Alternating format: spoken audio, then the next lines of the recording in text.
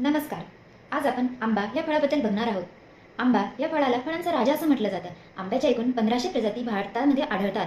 आंबा हा वैशाख व ज्येष्ठ ऋतूमध्येच खावा, म्हणजेच इंग्रजी महिन्यानुसार तो एप्रिल, मे, जून महिन्यात खावा, म्हणजेच थोडक्यात अक्षय तृतीयेनंतर खावा. आंबा हे फळ गोड म्हणजे मधुर रसात्मक, शीत, शरीरामध्ये दाह वगैरे कमी करणारी म्हणजे वात, पित्त इत्यादी आजार कमी करणारी आहे. याविरुद्ध हापूस आंबा हा पचायला जड, उष्ण व पित्तवर्धन करणारा आहे. सगळ्या फळांमध्ये आंबा हे एकच फळ अपवाद आहे की त्यामध्ये आपण दूध हे पिऊ शकतो. आंब्याचा रस करून त्यामध्ये आपण दूध हे घालू शकतो. आंबा हे जुलाब थांबविणारे म्हणजे ज्यांना लूज मोशनचा त्रास असेल त्यांनी आंबा खाऊ शकतात. विकनेस कमी करणारे, बल वाढविणारे, ज्यांच्या शरीरामध्ये आग होते, हातापायांची आग होते, मुंग्या येतात, ते आंबा खाऊन कमी करू शकतात.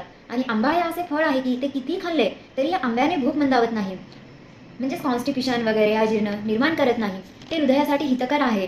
मधुर रसामुळे वजन वाढण्यास मदत होते, वर्ण सुधारण्यास मदत होते. आता आपण कैरीबद्दल बघूया.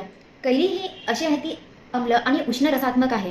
अल्प प्रमाणात जर ती सेवन केली तर त्यामुळे मुखामध्ये चव निर्माण होते, वाताचं शमन होतं, म्हणजे वात कमी करण्यास मदत होते. पण ते जर अति प्रमाणात सेवन केले तर त्यामुळे रक्तपित्त निर्माण होते, म्हणजे नाकातून रक्त वगैरे येणे असे व्याधी निर्माण होऊ शकतात.